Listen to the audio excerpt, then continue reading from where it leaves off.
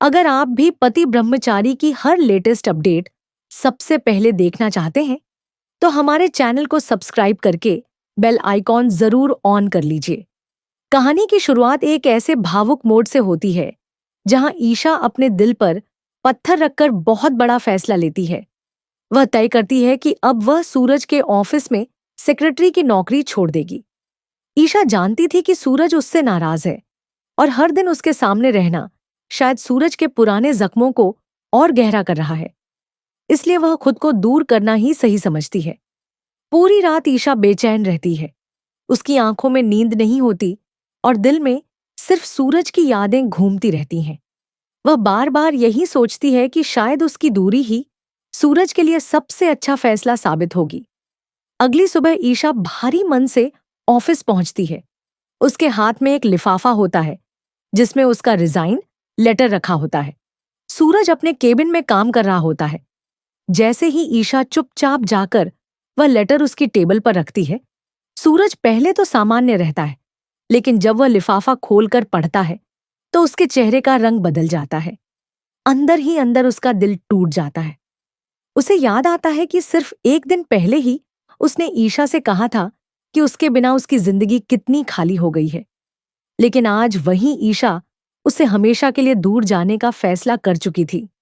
हालांकि सूरज अपने जज्बात छुपा लेता है। वह सख्त आवाज में ईशा से कहता है कि यह आपका फैसला है और मैं आपको रोक नहीं सकता। अगर आप जाना चाहती हैं तो आज ऑफिस में आपका आखिरी दिन होगा।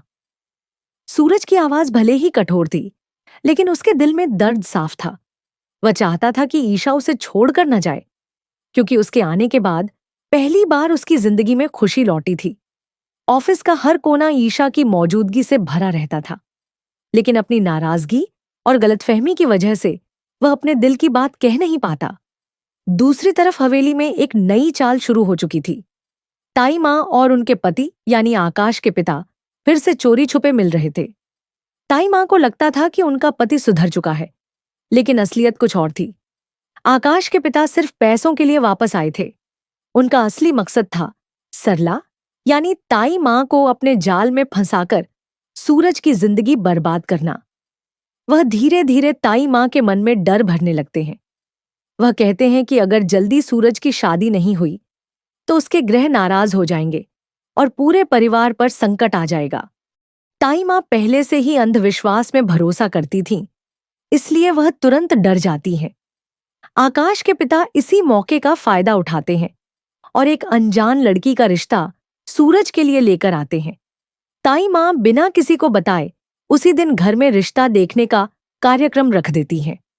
वह तुरंत सूरज को फोन करती हैं और कहती हैं कि वह ऑफिस का काम छोड़कर तुरंत घर पहुंचे। सूरज बार बार पूछता है कि आखिर बात क्या है, लेकिन ताई माँ कुछ नहीं बताती। जब सूरज जल्दी में ऑफिस से निकलता है तो ईशा उसे देख लेती है। उसके मन में बेचैनी बढ़ जाती है। वह तुरंत सूरज को फोन करती है और पूछती है कि ताई माँ ने अचानक उसे घर क्यों बुलाया है। लेकिन सूरज अब भी गलतफहमी में जी रहा था। उसे लगता है कि ईशा उसे दूर जाना चाहती है, इसलिए वह गुस्से में कह देता है कि मैं कल आपका रिजाइन लेटर साइन कर दूंगा। बार बार फोन करके मुझे परेशान मत कीजिए। इतना कहकर वह फोन काट देता है। सूरज की यह बात सुनकर ईशा की आंखें भर आती हैं। वह समझ नहीं पाती कि सूरज उसे इतना गलत क्यों समझ रहा है।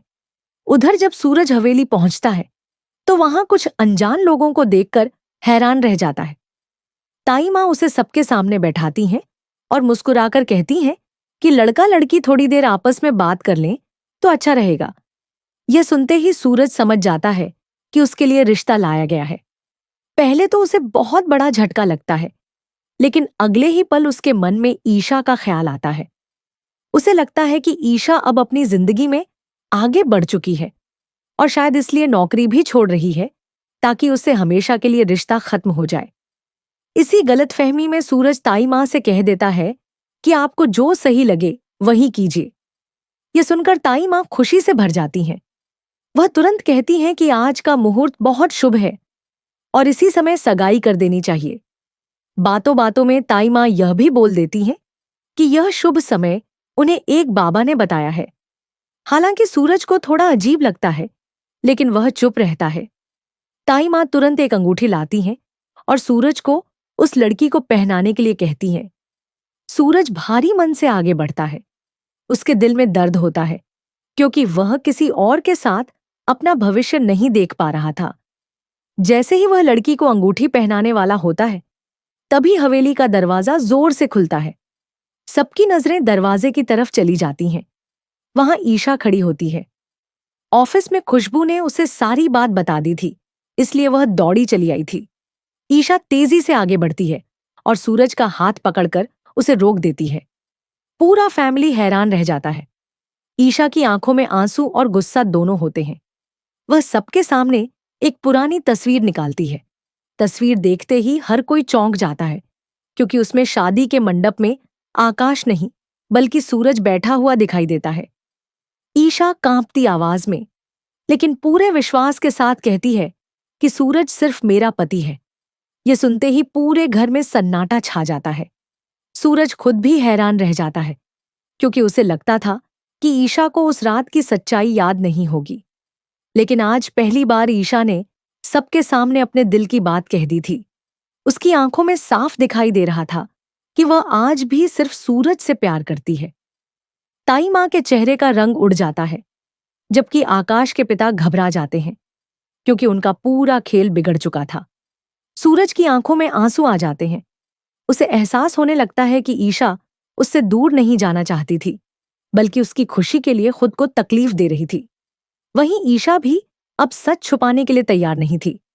वह तय कर चुकी थी कि चाहे कुछ भी हो जाए, अब वह अपने रिश्ते के लिए लड़ेगी।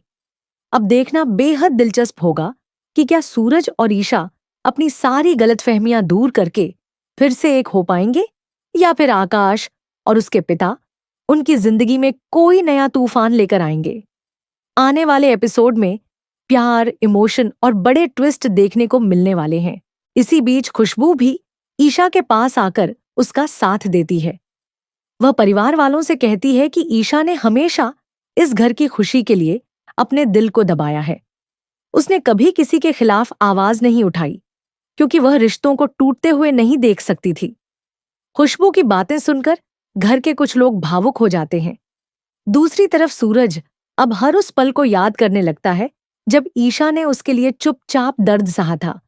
उसे एहसास होता है कि उसने गुस्से और गलतफहमी में आकर ईशा को बहुत तकलीफ दी। सूरज धीरे से ईशा की तरफ बढ़ता है और उसकी आंखों में देखकर कहता है कि अगर तुमने पहले यह सच बता दिया होता तो शायद हम दोनों को इतना दर्द नहीं सहना पड़ता। यह सुनते ही ईशा रो पड़ती है और कहती है कि वह हर दिन सच बताना चाहती थी, लेकिन डर ने उसे कमजोर बना दिया था। अब कहानी मोड़ लेने वाली थी क्योंकि पहली बार सूरज ने ईशा का हाथ थाम लिया था और उसके साथ खड़े रहने का फैसला कर लिया था।